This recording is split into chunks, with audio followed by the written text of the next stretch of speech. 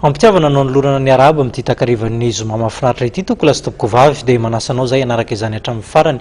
Lasa avy hatrany isika anaraka ireo vaovao izay voangona tamin'ity androandroany ity ny tontolo politika ny makasika ny sosialim-bahoaka ny zava-misy ihany koa amin'ireny mpamonjy sy ny asa izay andriketany satonany amin'ny entina amintsika ihany ny ireo voatonona rehetra araka ny fanambarateo izany dia asainay ianao anaraka izany hatramin'ny farany ny fanikevitra ara-politika sy ny tranga sosialy no anomboantsika ny fampalalam-baovao nitondra ny fahitana raha-pirenena ny filompanorona ny antoko-tambatra Andriamatoa Petra Kotiniaina ireo raha mafapana eto amin'ny firenena rehetra dia saika nitondran'ny fomba fijeriny avokoa nambarany tao anatin'izany fa tsy misy mandendra raha-pirenena amin'izao fotoana izao toy izao ny fanadihadiana.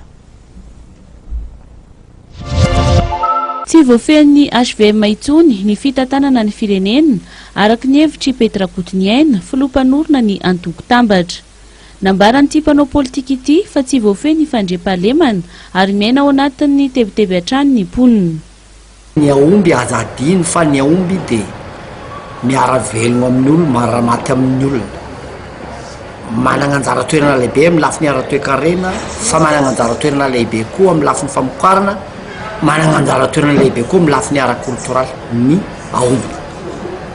Io no anisan'ny zavatra tena atao hoe identitétsika malagasy zany raha ohatra hoe izay revana amin'ny ankapobeny. Nefa dia potehiny io noho ny resaka ty fandriam-pahalemana. Feno zany amin'ny tsy fandriam-pahalemana ty dia hoe sisy vidiny solo ny ain'olombelona, sisy asiny solo ny ain'olombelona.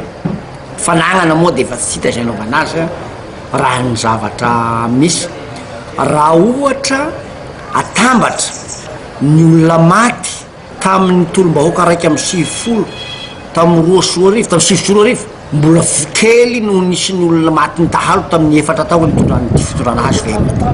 Nefa tsika dia efa nomenimenina tamin'ny hoe be loatra ny olona maty tamin'ny andranjara tamin'ny tolona telo totanao fa tsy mitovy amin'ny olona maty ny asan-dahalo ngamba faritra mbomaso fa manjatona.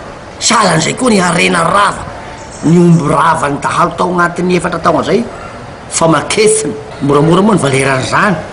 Izay zany no lazana mihitsy hoe tsy afaka mitondra tsony fanjakan-dahalo eo anatrehan'ireo nefa zany tsy hita hoe inona ny ataon'ny fitondrana ty.